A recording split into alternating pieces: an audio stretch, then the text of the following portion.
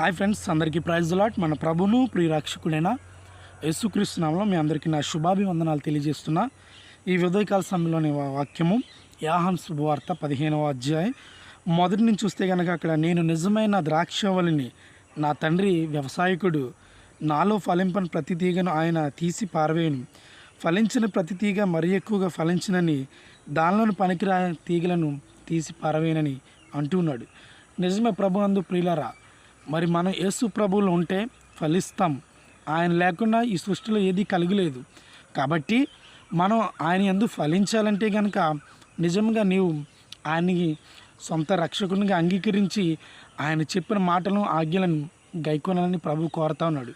అవును, నిజమందు ప్రభునందు ప్రియులారా, మనం ఫలించాలంటే ఆయన మన యొద్ద ఉన్నాడని నమ్ముతూ మనం ఎప్పుడు కూడా దేవుణ్ణి స్తుతించాలి. ఇంకో మాట నేను జ్ఞాపకం చేస్తాను. ఆత్మఫలములు 9 ఆత్మఫలములు దేవుడు ఇచ్చాడు.